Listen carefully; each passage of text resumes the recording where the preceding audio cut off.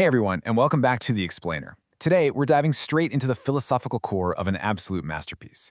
We're talking about Leo Tolstoy's War and Peace. And look, we're not just going to sit here and summarize the plot. Instead, we're decoding Tolstoy's profound and honestly pretty radical philosophy of history and human destiny. It's this wild intellectual journey that bridges mathematics, determinism, and the deepest spiritual struggles we face as humans. So get ready, because the way you view the forces shaping our world, it's about to change.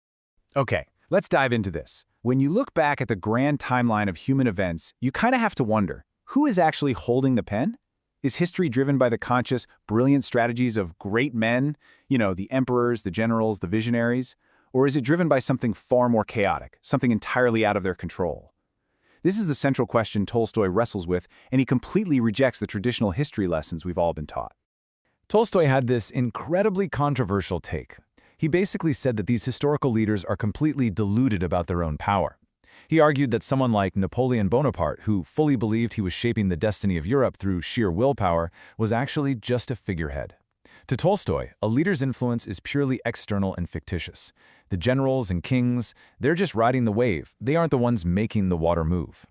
And this brilliantly illustrates the massive divide between traditional historians and Tolstoy.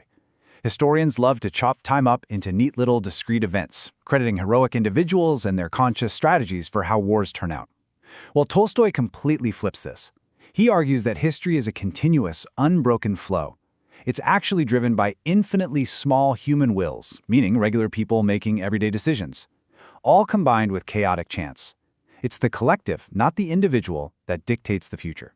To really wrap our heads around this, Tolstoy borrows a concept straight out of math. He gives us what we can call the calculus of history. Just like calculus deals with absolute continuity by looking at the infinitely small, Tolstoy argues that to understand the laws governing history, we have to integrate the wills of the entire public. The true differential of history isn't a general's grand battle plan, it's the infinitesimally small unit of the ordinary person's actions. To really hammer this point home, he compares the failure of traditional historians to the ancient paradox of Achilles and the tortoise. If you try to analyze motion just by breaking it down into discrete, isolated chunks, Achilles never actually catches the turtle. You entirely miss the reality of the movement. In the exact same way, analyzing isolated historical events or the actions of a single king is just doomed to fail. Human history is an absolute, unbroken continuity. So, if history is this unstoppable, chaotic wave made up of millions of tiny drops of human will, how does any single person find meaning in it all? Let's transition from that macro level of grand historical movements down to the micro level. Let's look at the individual human experience during the terrifying upheaval of the Napoleonic Wars, specifically through the eyes of two very different men. Now, what's really interesting about this is how it sets up the ultimate dialectical debate of the entire story. We've got two contrasting spiritual journeys trying to find meaning in all this chaos. On one side, there's Prince Andrei, highly intellectual, skeptical, driven by a strict code of honor, but destined for tragic disillusionment. And on the other side, Pierre Bezukhov, deeply emotional, a total idealist, full of this clumsy humanitarianism, but capable of immense spontaneous compassion. Let's trace how each of these guys navigates the storm. Let's start with Prince Andrei. His arc kicks off with a proud, almost arrogant pursuit of military glory. He wants to be a hero, right? He wants his own moment of Napoleonic greatness, but the brutal reality of war just shatters that ambition completely. Through immense trauma, he undergoes this profound transformation from a glory-seeking soldier to a deeply disillusioned cynic, and eventually to a man who discovers the quiet, healing power of mercy. The real turning point for Andrei comes when he's lying severely wounded on the battlefield of Austerlitz. As he looks up, he doesn't see the glory of the French or the Russians. He just sees this lofty, boundless sky. In this moment of intense psychological trauma, he has a massive epiphany. He realizes the absolute insignificance of worldly ambition, the total foolishness of the great man myth, and just how empty Napoleon's supposed glory really is. And that realization, it matures into something incredibly tragic but beautiful later at the Battle of Borodino. Wounded again, Andrei finds himself lying right next to Anatole Kuragin, the very man who ruined his engagement and who he hated with a burning passion. But instead of vengeance, Andrei is filled with pity. He discovers that true stoic peace comes through sympathy and love, even for our enemies.